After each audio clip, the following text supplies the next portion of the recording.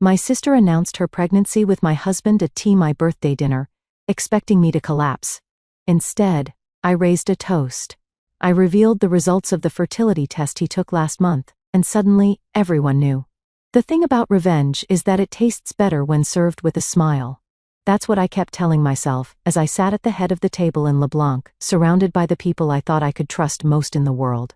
My name is Andrea, and this was supposed to be my 30th birthday dinner. The crystal glasses caught the light just so, making the expensive champagne sparkle like tiny stars. My husband René's hand rested possessively on my shoulder as he raised his glass. "To my beautiful wife," he said, his voice carrying that hint of charm that once made me weak in the knees. "Happy birthday, darling." My sister Rose shifted in her seat, her perfectly manicured fingers fidgeting with her water glass. She hadn't touched her champagne, which should have been my first clue if I hadn't already known what was coming. Actually, Rose interrupted just as everyone was about to drink. "I have an announcement to make." My mother Linda beamed, already knowing. Of course, she knew. She always knew everything about Rose first. "I'm pregnant." Rose's voice rang out across the private dining room. The silence that followed lasted exactly 2 seconds before she added the punchline. "And René's the father." I felt René's hand tighten on my shoulder, not in guilt, but in preparation for my reaction. They all expected hysteria, tears, maybe even a scene. The restaurant staff hovered nervously at the edges of the room. I took a slow sip of my champagne. "That's interesting," I said, my voice steady. "Very interesting indeed." "Andrea," my mother started, her tone already taking that scolding edge she'd perfected over the years. "Don't make a scene." I smiled, reaching for my purse. "Oh, I wouldn't dream of it, Mother. In fact, I have my own announcement to make." I pulled out a cream-colored envelope. "You see, I've been wondering why René and I couldn't conceive for the past 3 years. Rose's triumphant smile faltered slightly. René's hand left my shoulder. "Andrea, this isn't the time," he said quietly, warning in his voice. "Actually, it's the perfect time." I unfolded the medical report with careful precision, because according to Dr. Matthews at the fertility clinic, my dear husband has what they call azoospermia. 0 sperm count. I looked directly at Rose. In layman's terms, he's completely infertile. The sound of Mary's fork clattering against her plate echoed through the room. Rose's face drained of color so quickly, I thought she might faint. That's impossible," she stammered. "The test must be wrong." "That's what I thought too," I said, pulling out a second envelope. So I had him tested again. Different clinic, different doctor, same result. I smiled at René, who had gone completely still beside me. "Would you like to see the dates, darling? Both tests were from last month." "You had me tested without my knowledge?" René's voice shook with anger. "Oh, like you've been so honest with me?" I turned to face him fully. 3 years of trying. 3 years of you telling me maybe I was the problem. 3 years of watching you comfort my sister through her visits while I cried myself to sleep. Linda stood up abruptly. "This is absolutely inappropriate." "No, Mother. What's inappropriate is your precious Rose fucking my husband, and then trying to pass off someone else's baby as his." I stood up, gathering my purse. "So here's what's going to happen. I'm going to walk out of here with my dignity intact. And you too," I look between Rose and René, "can figure out how to explain to everyone why you lied. That test." René grabbed my arm as I turned to leave. "It was wrong, wasn't it?" I leaned in close enough to smell his cologne, the same cologne I'd smelled on Rose's jacket last month. "Oh no, darling." I double-checked. Twice. I pulled my arm free, and I have so much more proof where that came from. As I walked toward the door, Rose's voice cracked behind me. "Andrea, wait. I can explain." I paused at the doorway, turning back one last time. "Save your explanation for your baby's real father, Rose. I'm sure he'd love to hear it." The last thing I saw as I left was Mary pulling out her phone. No doubt already dialing everyone in her considerable social network. By morning, everyone would know, and that was exactly what I wanted. Because revenge isn't just about exposing lies. It's about watching them scramble to piece together a truth they can't possibly explain. And I was just getting started. 6 weeks earlier, I was sitting in my home office when the first real evidence landed in my lap. Not the subtle signs I'd been ignoring, the lingering hugs, the inside jokes, the way Rose's visits always coincided with Renee's work-from-home days. No. This was an actual email accidentally left open on our shared iPad. "We need to be more careful," Rose had written. "A is getting suspicious." I stared at those words until they burned into my retinas. A, not Andrea, not sister, just A, like I was some obstacle to be managed. The next morning, I called Angela. "I need you to meet me for coffee," I said, "and I need you to not ask questions until we're face to face." 20 minutes later, we sat in a corner booth at Cafe Luna away from prying ears. "Show me again," Angela said, squinting at the email on my phone.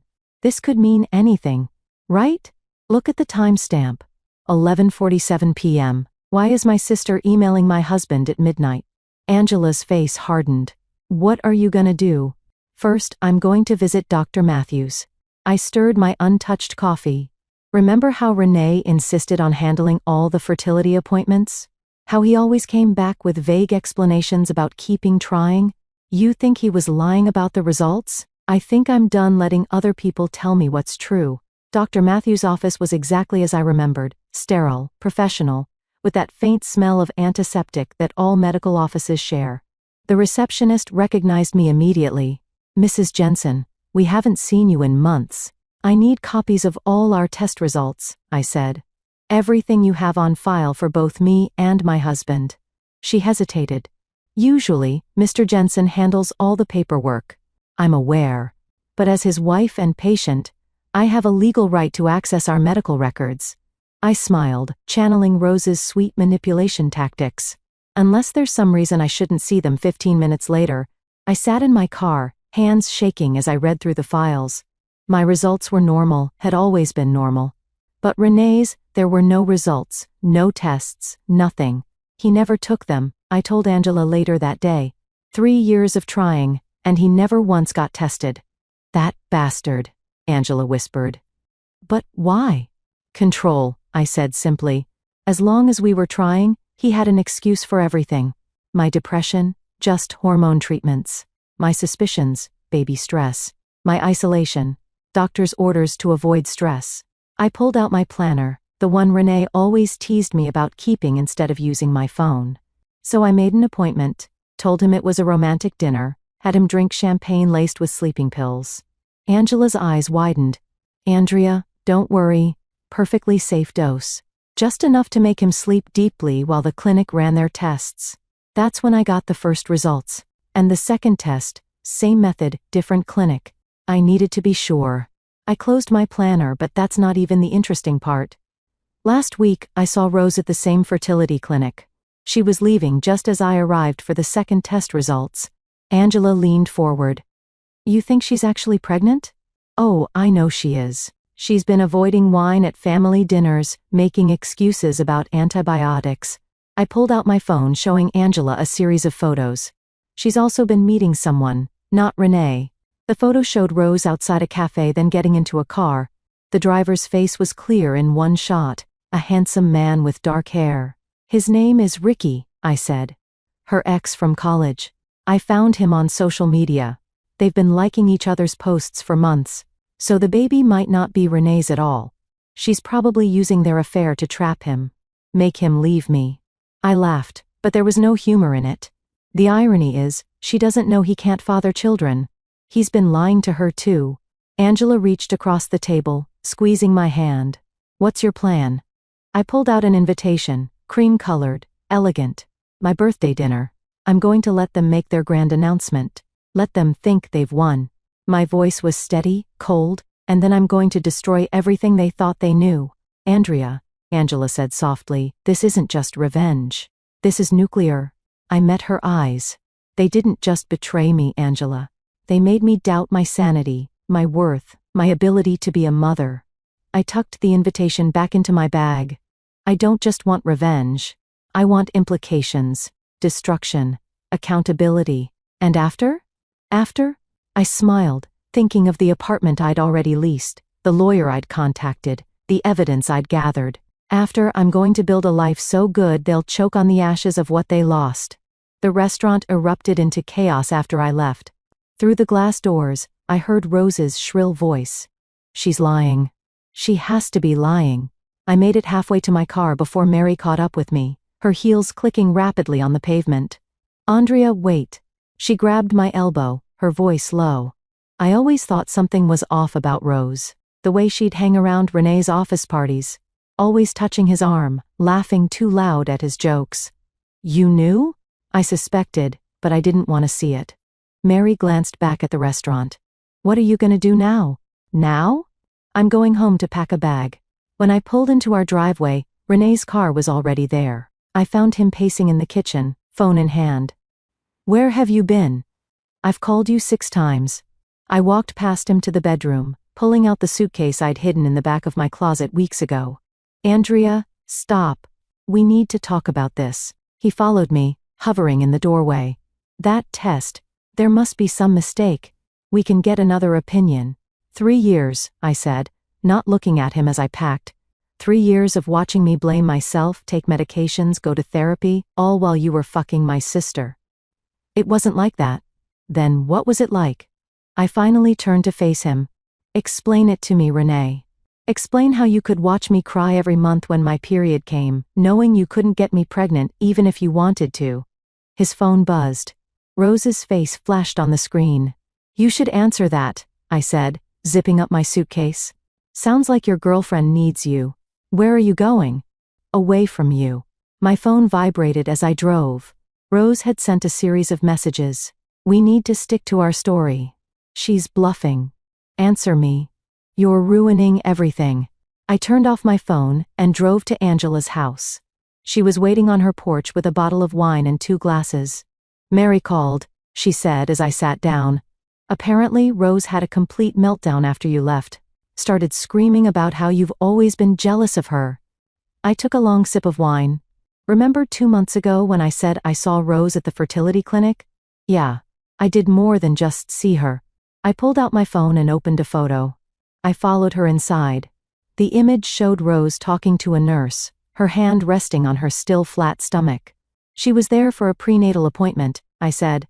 But get this, she used her old insurance card, the one from when she was still with Ricky.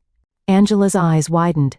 Her ex? The same ex she's been secretly meeting for coffee. I showed her another photo, Rose and Ricky outside a cafe, his hand on her lower back. I found his profile. He's been posting cryptic messages about second chances and unexpected blessings. Holy shit. Angela grabbed her laptop. Let me look him up. While she typed, my phone lit up with a text from Mary. Renee's telling everyone you're having a mental breakdown. Rose is backing him up. Found him. Angela turned the screen toward me. Look at his social media. There it was. A hidden folder on Ricky's profile. Photos of him and Rose from various dates over the past few months, carefully untagged, but not deleted. The timestamps, Angela pointed out. These are from right around when she would have gotten pregnant. My phone buzzed again. This time it was my mother. Andrea, she said when I answered, her voice tight with anger. What you did tonight was unforgivable. What I did? What about what Rose did? She's your sister, and now she's carrying your husband's child. I cut her off with a laugh. No, mother. She's carrying someone else's child and trying to pass it off as Renee's. But don't worry. I'm sure that won't affect her status as your perfect daughter. You've always been jealous of her. No, I said quietly.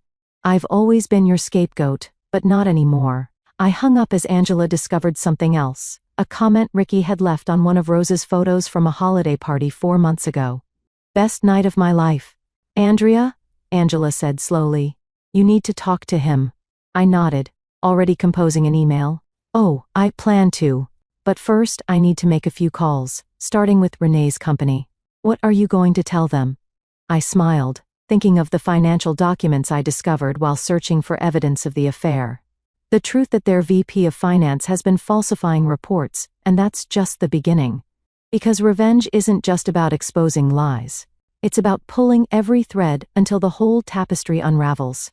I met Ricky at a quiet coffee shop downtown, far from my usual haunts.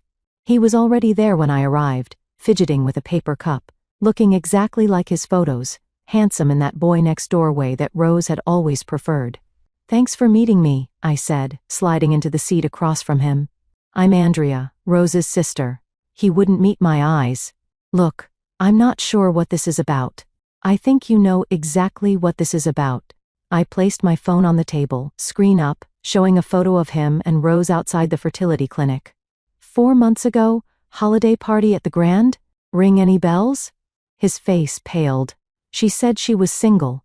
Of course, she did. I took a sip of my coffee. She's pregnant, Ricky, and she's trying to pass it off as my husband's baby. He knocked over his cup, coffee spilling across the table. She's what? Pregnant. About 4 months along, I'd say. Interesting timing. Wouldn't you agree? Ricky grabbed napkins, mopping up the spill with shaking hands. We used protection. She said she was on birth control. Rose has always been creative with the truth. I pulled out a document. I need you to sign this. What is it? Consent for a paternity test, just in case. He stared at the paper for a long moment. If I sign this, Rose will know I talked to you. Rose is already going to lose everything, I said quietly. The question is, do you want to know the truth? He signed. Meanwhile, across town, Renee's carefully constructed world was crumbling. His assistant forwarded me an email chain. His colleagues were avoiding him. His boss was reconsidering his position. And the board had called an emergency meeting. I'd sent them an anonymous tip about the falsified reports, along with copies of his fertility tests, and a carefully worded suggestion about trustworthiness. My phone buzzed with a text from Angela. Rose just showed up at your mom's house. Full waterworks. I drove there, parking across the street.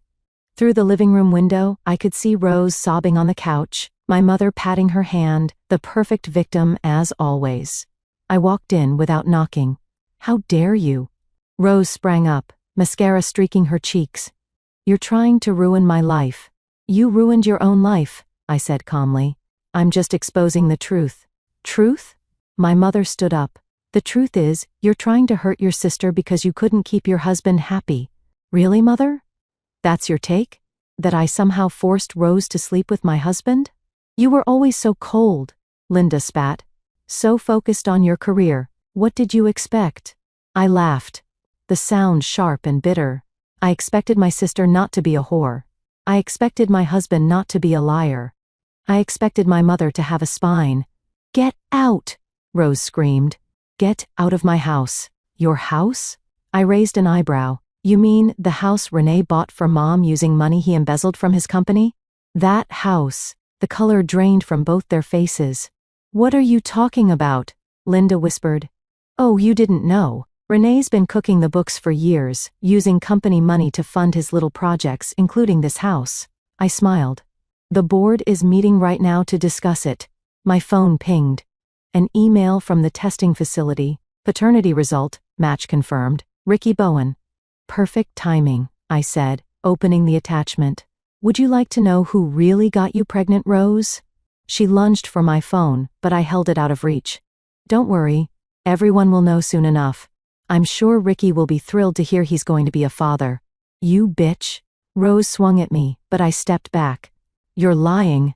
Like you lied about the baby being Renee's? Like you lied about being on birth control with Ricky? Like you've been lying your entire life? Linda grabbed my arm. Stop this. Stop it right now. I pulled free. No, Mother. I'm done stopping. I'm done being quiet. I'm done watching Rose destroy everything she touches while you clean up her messes. I'll deny it, Rose said, her voice shaking. No one will believe you. They already do. I headed for the door, pausing in the doorway. By the way, Renee's company just called. They're freezing all his assets, including this house. You might want to start packing. As I walked to my car, I could hear Rose's screams through the open window. But for the first time in my life, they didn't make me feel guilty. They made me feel free. The family brunch was my idea. I sent out a group text suggesting we all meet to talk things through civilly. Angela thought I was crazy, but she didn't see my smile when everyone agreed. I chose the country club, neutral territory with plenty of witnesses.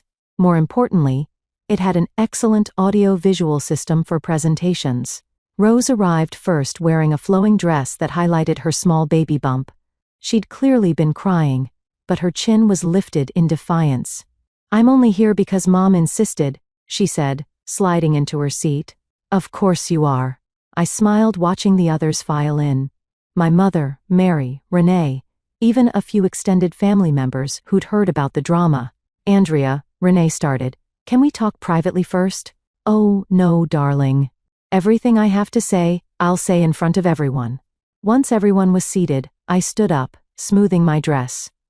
I want to apologize for my behavior at my birthday dinner. Rose's face lit up with vindication. My mother nodded approvingly. I shouldn't have exposed your lies so abruptly, I continued. I should have been more thorough. Before anyone could respond, I pulled out a remote and clicked it. The club's large TV screen flickered to life. What is this? Rose demanded. This, I said, is the paternity test results I received yesterday. The document appeared on screen highlighting the match between Ricky and Rose's unborn child. Congratulations, sister. Ricky's going to be a daddy. The room erupted. Rose jumped up, knocking over her water glass. You can't do this. I already did. I clicked again. Photos of Rose and Ricky appeared. Their secret meetings, the fertility clinic visits, the holiday party. You remember Ricky, don't you, Renee? Rose's ex who she was sleeping with while trying to trap you. Renee stood up so fast his chair fell backward. You told me he was out of the picture. She tells everyone what they want to hear, I said calmly. Just like you told me I was the reason we couldn't have children. Andrea, stop this immediately. My mother's voice shook with rage. Why? Because it's embarrassing? Because it ruins your perfect image of your perfect daughter? I clicked again. Bank statements appeared on screen. Speaking of ruined images, let's talk about how Renee paid for your house, Mother. Linda went pale. What? Company funds, I explained. Embezzled, of course, along with the money he's been funneling to Rose for her pregnancy needs. Though I suppose sleeping with 2 men at once can get expensive. Rose lunged at me, but Mary caught her arm. Don't, Mary warned. You've done enough damage. Me? Rose screamed. She's the one destroying everything. No, Rose. You destroyed everything the moment you thought you could take what was mine. I turned to Renee. By the way, your company's legal team wants to meet with me tomorrow. Something about being a material witness? Renee sank into his chair, head in his hands. His carefully constructed world was crashing down around him. You've lost your mind, my mother said, but her voice wavered. Actually, I finally found it. I clicked one last time. A video began playing. Rose and Renee in his office, planning how to tell me about the pregnancy, planning how to break me. How did you get that? Renee demanded. You really should change your email password, darling, and check your office for recording devices. I gathered my purse. Oh, and Rose? Ricky's lawyer will be contacting you. Something about fraud and emotional damages. I'll deny everything, she hissed. With what proof? The paternity test is legally binding. The financial records are clear. The video speaks for itself. I smiled. But please, try to deny it. I'm sure the media would love to hear your side. The media? Rose's voice cracked. Did I forget to mention? Mary's been live streaming this whole conversation to her social media. Say hi to your followers, Rose. Mary held up her phone, still recording. Rose's face crumpled as she saw the comments flooding in.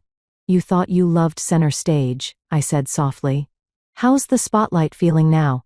My phone buzzed. Renee's company calling again. I answered on speaker. Mrs. Jensen, this is Howard from legal. We need to discuss some irregularities in your husband's financial documentation. Of course, I said, watching Renee's face drain of color. I'll bring everything I have to our meeting tomorrow. I hung up and faced my shattered family one last time. I'd love to stay and chat, but I have a meeting with my lawyer. Divorce papers don't file themselves. As I walked out, I heard Rose collapse into sobs, my mother's frantic attempts to comfort her, and Mary's quiet voice still narrating to her followers. But I didn't look back. I didn't need to. The truth was finally out, and it was more devastating than any lie they could have told. My mother showed up at my temporary apartment the next day, uninvited and unannounced. She looked older than I'd ever seen her, the weight of scandal aging her overnight. We need to talk about what you've done, she said, pushing past me into the living room. What I've done? I closed the door quietly. Not what Rose did? Not what Renee did? I always feared you'd inherit your father's coldness. She sat down, smoothing her skirt with trembling hands. This calculated revenge, it's exactly what he would have done. Don't you dare compare me to him. I remained standing. He abandoned us. I'm protecting myself. By destroying your sister's life, your husband's career, they destroyed themselves. I just exposed the truth. My phone buzzed, Angela texting that she'd found something else. Before I could read it, my mother spoke again. Rose is devastated. She can barely eat, barely sleep. Like I did for 3 years, I cut her off while she was sleeping with my husband, while you were helping her hide it. Linda's face went white. I never save it. Mary told me everything. The girls' lunches where you helped Rose plan how to tell me, the money you helped her hide. I pulled out my phone, showing her the transfer records. Did you think I wouldn't find out? I was trying to protect the family. No. You were protecting Rose, like always. I sat across from her. Tell me something, Mother. When did you stop loving me? Don't be dramatic. Was it when Dad left? When I refused to play the perfect daughter role? Or was it when I started succeeding without your help? The silence stretched between us until Angela burst through the door waving papers. Andrea, you need to see this. Oh, she stopped short at the sight of my mother. Sorry. I didn't know. It's fine, I said.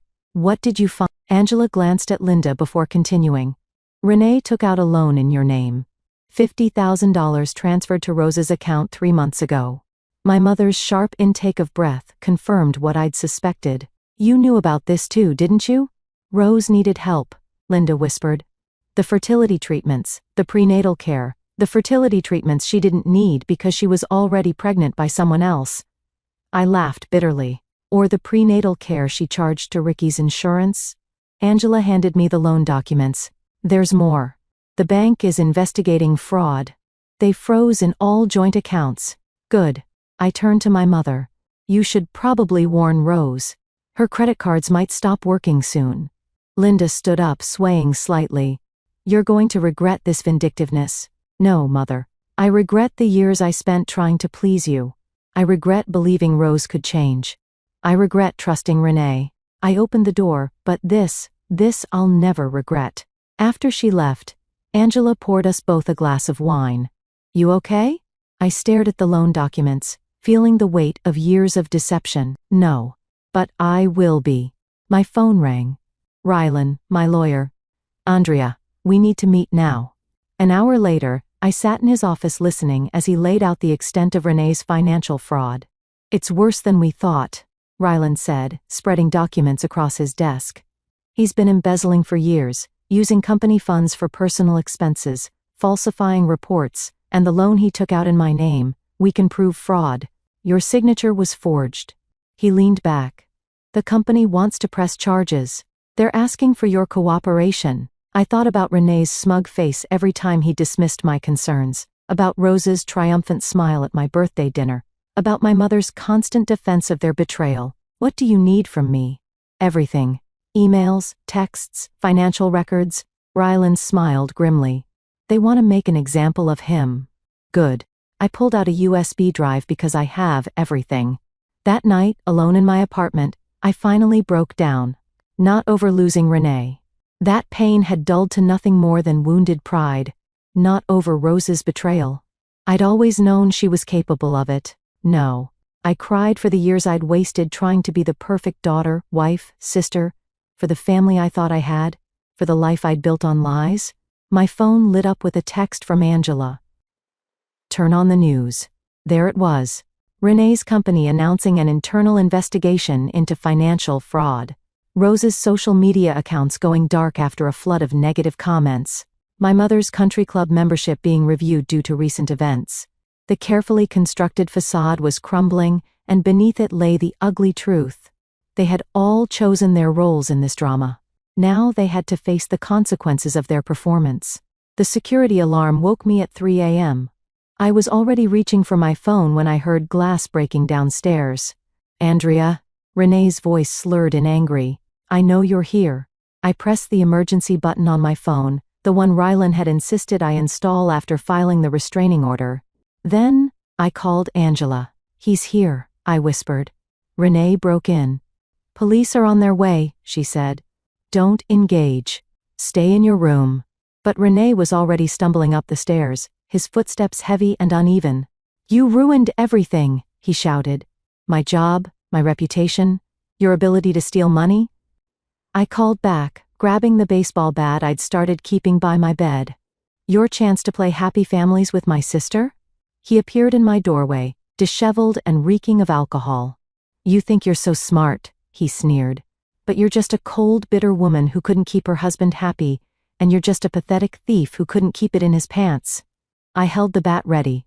Get out before the police arrive. He lunged forward, but years of drunken behavior had slowed his reflexes. I dodged easily, bringing the bat down on his knee. He howled in pain, crumpling to the floor just as police sirens wailed outside. You broke the restraining order, I said calmly, watching him writhe. That's going to look great in court. The police burst in moments later, weapons drawn. Renee was still cursing as they cuffed him, reading him his rights over his drunken protests. You'll want to add breaking and entering to the charges, I told the officers, pointing to my security cameras. I have it all on video. The next morning, Angela arrived with coffee and news. Rose's influencer status is tanking. She's lost half her followers overnight. How tragic, I said, scrolling through the headlines. Maternity queen Rose Holland exposed in family scandal was trending. She's been trying to damage control, Angela continued, claiming it was all a misunderstanding that you're mentally unstable. Is that why she's been hiding from Ricky's lawyers? I showed her an email from Rylan. They're filing a civil suit. Apparently, lying about paternity for financial gain is frowned upon. My phone buzzed. A text from Mary. Rose just tried to get into the country club. They revoked her membership. She had a meltdown in the lobby. Your sister always did love an audience, Angela said. Speaking of audiences, I pulled up a local news website. Renee's arrest was front-page news, complete with his mugshot and details of the financial investigation. Have you heard from your mother? She's been calling non-stop. I showed her my blocked calls list. Probably wants me to drop the charges against Renee. Save the family name. Some family? I decided to end this chapter where it began. At the cafe where I'd first seen Rose meeting Ricky. She was already there when I arrived, looking smaller somehow, her designer clothes replaced with plain maternity wear. Come to gloat? She asked as I sat down. No. I came to give you this. I handed her a gift bag. She opened it cautiously, pulling out a pacifier wrapped in newspaper clippings about her scandal. Her face crumpled. Why are you doing this to me? Because you need to understand something, Rose. I leaned forward. This isn't about revenge anymore. It's about consequences. Every choice you made, every lie you told led to this moment. I never meant yes. You did. You meant to steal my husband.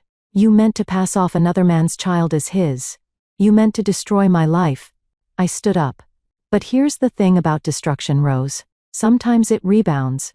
I hate you, she whispered, tears streaming down her face. No. You hate yourself, and that's not my problem anymore. I dropped a manila envelope on the table. By the way, Ricky's lawyers asked me to give you this. They're seeking full custody once the baby's born. Her sob followed me out of the cafe. But I didn't look back. I didn't need to see her pain to know it was real. My phone buzzed one last time. A message from Rylan. Renee's pleading guilty to all charges. The company wants to settle. 7 figures. I smiled, thinking of the new life waiting for me. The freedom I'd fought for. The peace I'd finally found. Because sometimes the best revenge isn't just exposing the truth. It's watching karma do its work while you walk away clean. The moving truck pulled away from my new apartment, leaving me alone in a space that was finally completely mine. Sunlight streamed through floor-to-ceiling windows, warming the hardwood floors. No traces of Renee. No echoes of Rose. Just peace. My phone buzzed. Angela arriving with housewarming wine. This place is gorgeous, she said, taking in the view of the city. How does it feel? Like freedom. I uncorked the bottle. Did you see the news about Renee's sentencing? 8 years seems light considering what he stole. The money wasn't the point. I handed her a glass. It was the lies, the manipulation, the way he made me doubt myself for years. Speaking of manipulation, Angela pulled out her phone. Rose had her baby yesterday. I know. Ricky's lawyer called me. I smiled. DNA test was done immediately. He's filing for full custody, given her unstable behavior and history of fraud. Your mother must be thrilled. Wouldn't know. Haven't spoken to her since she tried to bribe me to drop the charges against Renee. I sat on my new couch, running my hand over the soft fabric. She chose her side. Now she can live with it. The doorbell rang.